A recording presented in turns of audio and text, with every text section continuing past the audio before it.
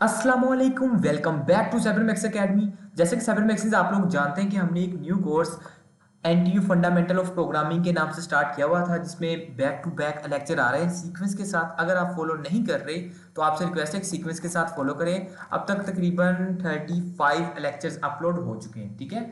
तो लेकिन अगर स्पेसिफिकली यही टॉपिक समझना है जो कि आपने थंबनेल पर देखा, तो without wasting our time let's start. इससे पहले, इस लेक्चर को स्टार्ट करने से पहले मैं आपको बता दूं, अगर आज का कॉन्सेप्ट समझना है तो ये जरूरी है कि आपको ये दो कॉन्सेप्ट्स पता हो कम से कम। ये डिफॉल्ट आर्गुमेंट्स का कॉन्सेप्ट और फंक्शन ओवरलोडिंग का कॉन्सेप्ट, ठीक है। क्यों? क्योंकि ये इसी की ही एडवांस फॉर्म है आज का जो लेक्चर है। तो आज हम जो पढ़ने जा रहे हैं वो है फंक्शन टेम्पलेट्स। कि टेम्पलेट्स क्या होती हैं सी प्लस प्लस के अंदर, इसकी क्या जरूरत है, ये किसका अल्टरनेट है, इसकी क्या इसको यूज करने की क्या जरूरत पड़ गई हमें, ठीक है। तो आपको पहले मैं एक सिंपल सा प्रोग्राम दिखाता हूं जो कि हमने ये किया हुआ था। फंक्शन एक नॉर्मल सा फंक्शन है, इसको मैं समझा देता हूँ। ये याद है आपको फंक्शन ओवरलोडिंग वाले लेक्चर में, जो लास्ट लेक्चर था उसमें भी हमने डिस्कस किया था कि एक सिंपल सा मैंने फंक्शन बनाया हुआ है, सम का फंक्शन है, जिसको दो आर्गुमेंट पास करवाए हैं और नीचे मेन फंक्शन में दो वैल्यू पास करवा रहा हूँ। इनपुट ले रहा है वो, और वो वैल्यू जाकर रिप्लेस हो रही है और सम का हमें आंसर मिल रहा है, ठीक है। तो मतलब ये कि दो नंबर का सम करने के लिए एक फंक्शन कॉल करवा रहे हैं, ये सिंपल है। इसको मैं रन करता हूँ F11 से, ठीक है। वो दो नंबर पूछेगा कि 2 और 3 दबा दिया तो सम इज इक्वल टू 5 आ गया, ठीक है। लेकिन यहाँ पर एक प्रॉब्लम आ रही थी कि ये ना एक ही किस्म का डाटा ले रहा है हमसे। मिसाल के तौर पर ये इंट टाइप का बना हुआ है ना, तो फिर से रन करता हूँ। तो अगर मैं इसको फ्लोट वैल्यू दूं, जिस तरह 5.5, जवाब क्या दिया, सिर्फ 5 दिया। मतलब जवाब दे क्या रहा है वो हमें सिर्फ क्या दे रहा है, इंटीजर नंबर दे रहा है। लेकिन अगर फ्लोट की वैल्यू देनी पड़ जाए तो तब क्या करेंगे, तो तब हमने यूज किया था फंक्शन ओवरलोडिंग का। तो उस पर मैं शिफ्ट हो जाता हूँ, ये रहा फंक्शन ओवरलोडिंग वाला। उसमें हमने क्या किया था कि एग्जैक्ट जो फंक्शन हमने इंट के लिए लिखा था ना, एग्जैक्ट वही फ्लोट के लिए लिखते थे, लेकिन बस उसकी जो रिटर्न टाइप थी ना और जो आर्गुमेंट्स की डाटा टाइप थी वो हम चेंज कर देते थे। किस तरह कि यहाँ पर इंट है तो यहाँ पर फ्लोट कर देते थे, और यहाँ पर इंट है तो यहाँ पर फ्लोट कर देते थे, और यहाँ पर इंट है तो यहाँ पर फ्लोट कर देते थे। फंक्शन का जो नाम था वो सेम ही रहता था। तो अगर हम फ्लोट नाम डाटा पुट करें तो वो फ्लोट को यूज कर लेता था, अगर हम इंट का पुट करें तो वो इंट का यूज कर लेता था। इसको मैं रन करता हूँ। इंट का तो हमने करके देख लिया, मैं फ्लोट करके ही दिखाता हूँ। 5.5 एंड सेकेंड नंबर मैं कर देता हूँ 7.9, ठीक है। इसको मैंने पुट किया तो 13.4। देखा क्या हुआ कि उसने फ्लोट टाइप डाटा टाइप ली यहाँ से, ठीक है, और उसने फ्लोट वाला फंक्शन यूज कर लिया। ये था कि अगर आप एक बार डाटा इनपुट करना चाह रहे हैं और चाहते हैं कि वो किसी भी जो भी टाइप का डाटा है उसके हिसाब से वो हमें जवाब दे, तो उसके लिए ये हम कोडिंग करते हैं। लेकिन आपने एक बात गौर की होगी, ये तो ठीक है कि हम इसको वैल्यू पास करवा रहे हैं, लेकिन हमें फंक्शन 2 से 3 बार लिखने पड़ रहे हैं, ठीक है। मतलब इंट के लिए भी हमें लिखना पड़ा है, चाहे नाम सेम ही है फंक्शन का, लेकिन लिखना तो पड़ा है ना हमें 2 से 3 बार। कोई ऐसा तरीका नहीं है कि हम एक बार ही फंक्शन को कॉल करवाएं और उसके ऊपर कुछ इस तरह से छोटी सी कोडिंग कर दें कि वो ऑटोमेटिकली समझ जाए। अगर ये इंट का दे रहा है तो वो उसको इंट के हिसाब से एडजस्ट कर दे, अगर वो फ्लोट का दे रहा है तो फ्लोट के हिसाब से एडजस्ट कर दे। मतलब हमें दो फंक्शन लिखने पड़े, फंक्शन हमें एक ही लिखना पड़े। तो यहां पर कॉन्सेप्ट आता है टेम्पलेट्स का, ठीक है। तो टेम्पलेट्स हमें ये चीज हेल्प करती है कि हम सिर्फ एक बार ही फंक्शन लिखते हैं, इस तरह से उसको डिजाइन करते हैं, उसको कोड करते हैं, तो वो ऑटोमेटिकली समझ जाता है कि ये इंटीजर टाइप का दे रहा है तो मैं इसको इंटीजर दे देता हूं, अगर फ्लोट का दे रहा है तो मैं इसको फ्लोट दे देता हूं, सिंपल।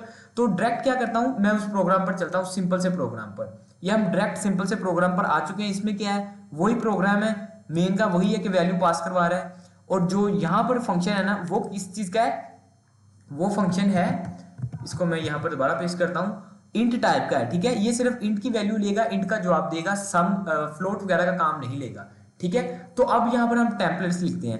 टेम्पलेट फंक्शन का कंसेप्ट पढ़ने जा रहे हैं, ठीक है। टेम्पलेट्स दो किस्म की होती हैं, एक होती है क्लास टेम्पलेट्स, एक होती है फंक्शन टेम्पलेट। हम जो कंसेप्ट समझेंगे वो है फंक्शन टेम्पलेट का।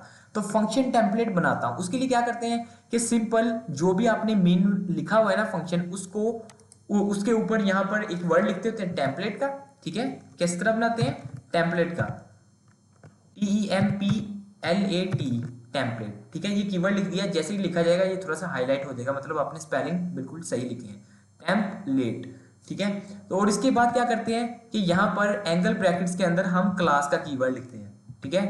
क्लास का कीवर्ड लिख दिया, और यहाँ पर एक चीज लिखते होते हैं, वो क्या है कि कोई भी नाम रख दें आप, ठीक है।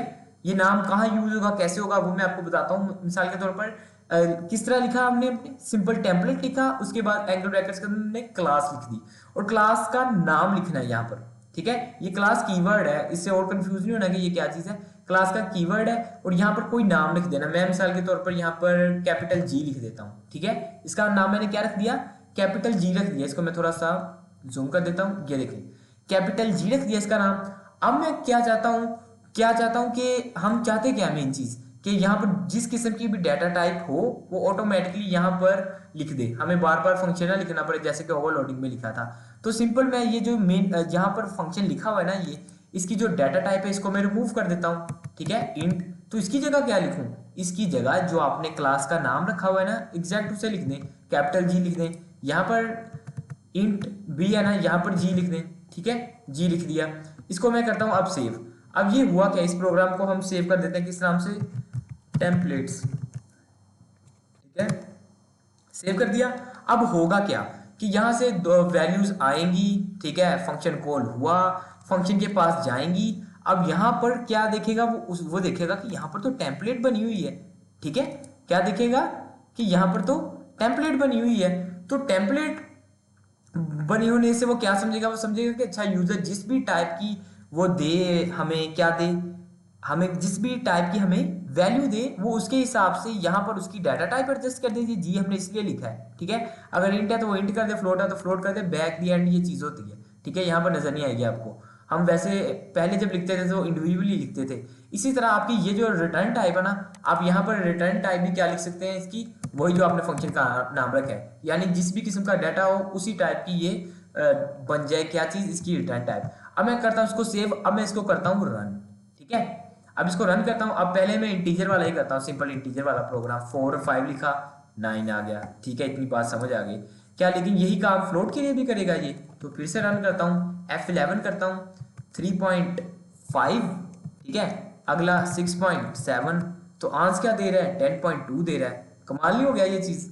तो यही थी फंक्शन टेम्पलेट का कॉन्सेप्ट, कि आप चाहते हैं कि फंक्शन एक बार ही लिखें, बस करना क्या है कि टेम्पलेट का कीवर्ड लिखना है और उसका नाम को ही दे देना है, जो कि आप यहाँ पर वेरिएबल की डाटा टाइप्स और रिटर्न टाइप की जगह यूज करेंगे, ठीक है। यहाँ पर आप कुछ भी लिख सकते हैं। मिसाल के तौर पर मैं जी के लिख दूं, तो यहाँ पर भी मुझे जी के करना पड़ेगा, ठीक है। यहाँ पर भी जी के करना पड़ेगा और यहाँ पर भी जी के करना पड़ेगा। इसको मैं करता हूँ यहाँ से, सेव करना भूल गया, सेव करता हूँ इसको, ठीक है। और यहाँ पर मैं 4.5 और 7.8 देता हूँ, तो वैल्यू 12.3 आ रही है, ठीक है। तो आप जो भी यहाँ पर नाम देना चाहे अपनी मर्जी से आप कोई भी नाम देख सकते हैं, ठीक है। और ये बहुत इजी कॉन्सेप्ट था। क्या था कि ओवरलोडिंग के कॉन्सेप्ट को भी खत्म करने के लिए मेन पहले पंगा क्या आ रहा था, पहले ये मेन पंगा ये आ रहा था कि हमें बार बार कोडिंग करनी पड़ रही थी एक ही प्रोग्राम को डिफरेंट टाइप की डाटा टाइप पास करवाने के लिए। फिर हमने ओवरलोडिंग का कॉन्सेप्ट पढ़ा, लेकिन ओवरलोडिंग का कॉन्सेप्ट को भी शॉर्ट फॉर्म में इजी करने के लिए टेम्पलेट का कॉन्सेप्ट पढ़ा, ठीक है। तो इतना इजी था ये। तो आई होप कि आपको लेक्चर पसंद आया होगा। अगर वीडियो पसंद आई तो वीडियो को लाइक कर दीजिए और ये प्लेलिस्ट को फॉलो करते रहें, अपने दोस्तों के साथ जरूर शेयर किया करें ये लेक्चर्स, ठीक है। और इसी तरह वेब डेवलपमेंट के लेक्चर वगैरह भी आ रहे हैं, तो प्लेलिस्ट आप फॉलो करें, उसकी भी प्लेलिस्ट वाले पोर्शन में जाएं चैनल के। HTML का कोर्स कंप्लीट हो चुका है, हम CSS पढ़ रहे हैं, तो वो लेक्चर भी आप साथ साथ लेते रहें। तो इसी का नेक्स्ट लेक्चर इंशाल्लाह जल्दी अपलोड होगा। मिलता हूं मैं आपको एक नए लेक्चर में, तब तक के लिए इकबाल के शीनो, अल्लाह हाफिज।